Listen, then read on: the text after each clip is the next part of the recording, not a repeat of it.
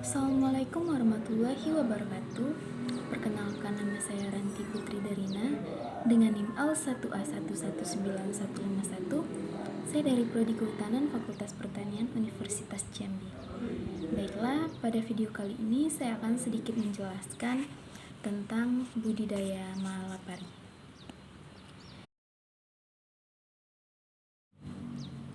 Klasifikasi malapari, divisinya itu Spermatophyta, kelas Angiospermae, subkelas Rhodophyllaceae, ordo Phalaenopsis, famili Fabaceae, genus Pongamia, spesies Pongamia pinnata. Adapun penyebaran dari malapari sendiri, penyebaran alaminya itu meliputi negara-negara India, Myanmar atau Burma, dan Indonesia. Di Indonesia sendiri, malapari ditemukan di sekitaran Pulau Sumatera, seperti Taman Nasional Berbak, Teluk Belikat, dan Pulau Bangka.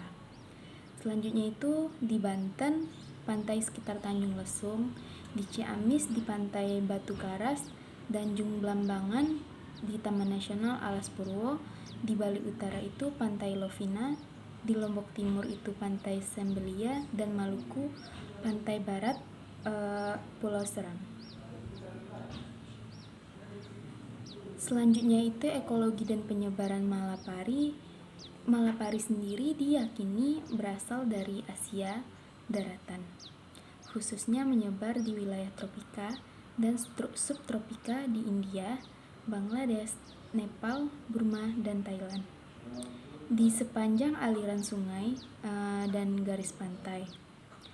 Dari kawasan ini sendiri, malapari kemudian menyebar ke negeri-negeri sekitarnya, dan yang lebih jauh itu diantaranya ada Pakistan, Sri Lanka, Malaysia, Indonesia, Filipina, Papua Nugini, Australia, Samoa, Tonga, Fiji, Kepulauan Solomon, Selandia Baru, Tiongkok, Jepang, Amerika Serikat, Mauritius, Sudan, dan Mesir.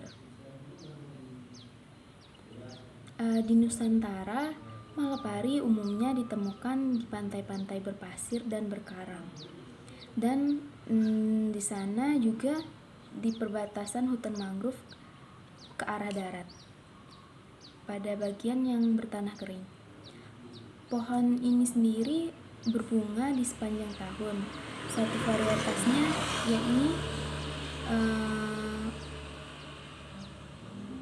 varietasnya yakni var, yang menyebar lebih jauh ke pedalaman di sekitar tepian sungai. Varietas ini dibedakan karena memiliki 3 pasang plus 1 helai anak daun dengan helaian yang jorong sempit meruncing.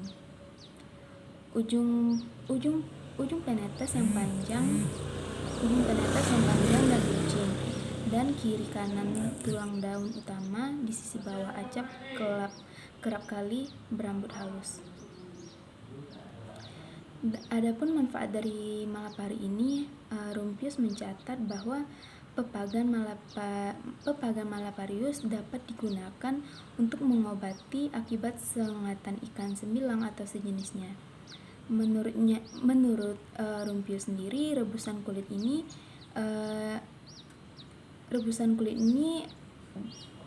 bersama dengan kacang hijau, bawang putih, mesoi, dan cengkeh dipakai orang-orang Seram Timur dan Banda untuk menyembuhkan sakit beri-beri.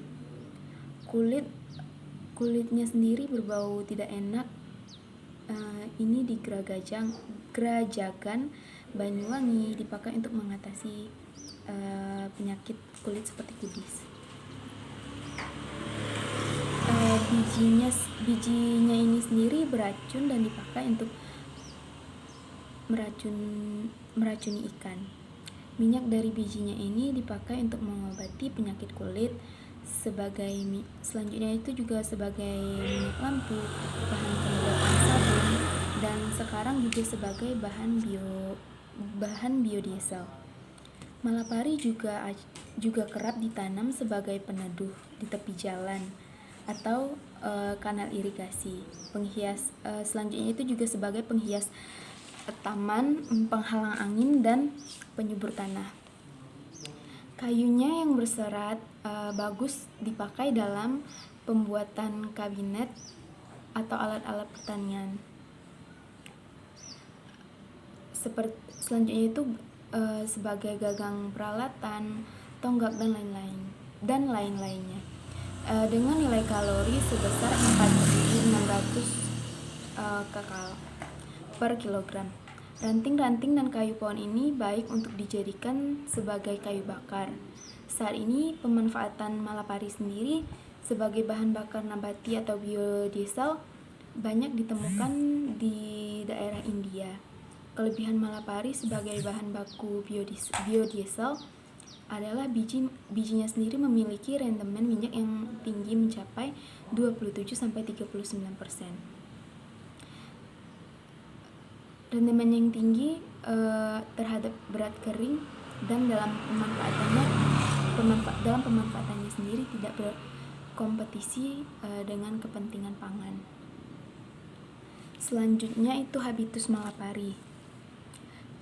Pohon yang berukuran sedang dengan tinggi hingga 20 meter dan gemang batang hingga garis tengah 25 cm. Pepagan halus hingga memecah dangkal, kelabu hingga coklat atau jambon. Pepagan bagian dalam kecoklatan hingga kuning, keras berbau seperti kacang. Tajuknya itu padat, hijau mengkilap, kayunya berwarna putih, dan daun-daun majemuk menyirip gasal beranak daun 5 dengan panjang 1530 cm. Helai anak daun tipis seperti kertas, jorong lebar hingga bundar telur, dengan lingkaran 6 pasang tulang daun sekunder. Helaian dengan ujung penetas yang pendek dan tumpulatau membundar. Pangkal helaian membundar. Pembungaan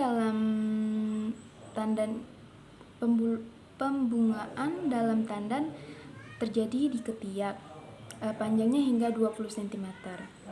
Kuntum bunga sepanjang lingkaran 1 dengan kelopak bentuk mangkok berwarna merah jambu hingga merah kusam. Mahkota bunganya berwarna merah jambu atau putih.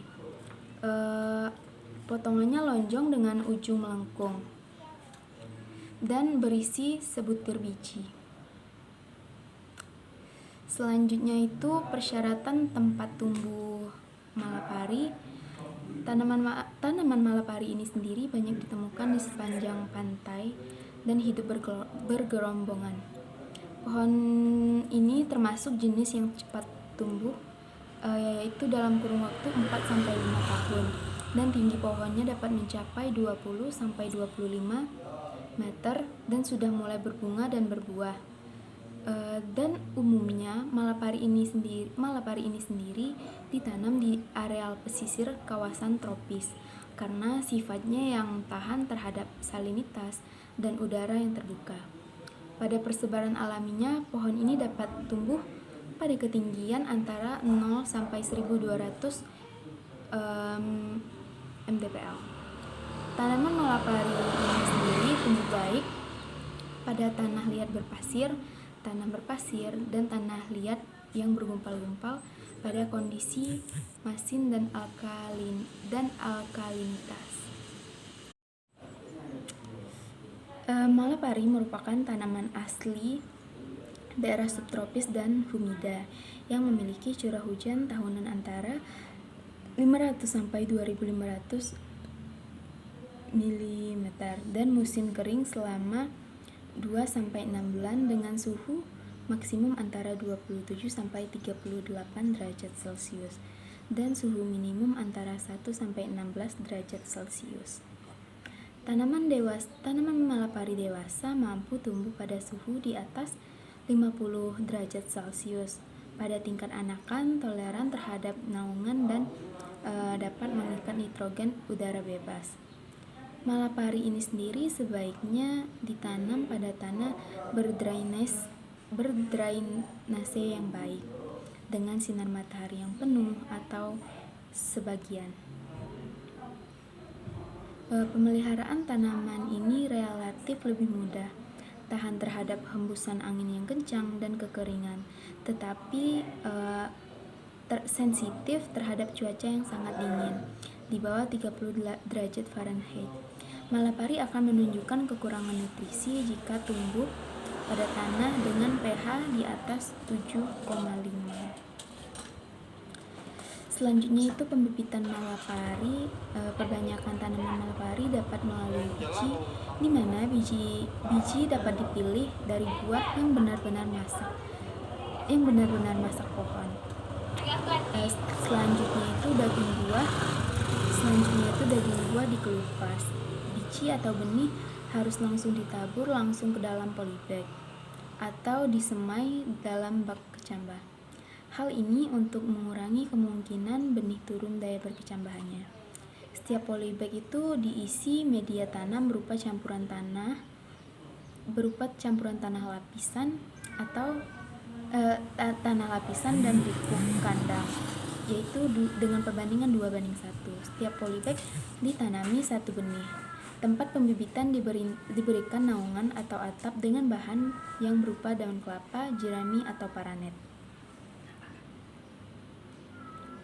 Pembibitan ini sendiri dilakukan selama 2-3 bulan.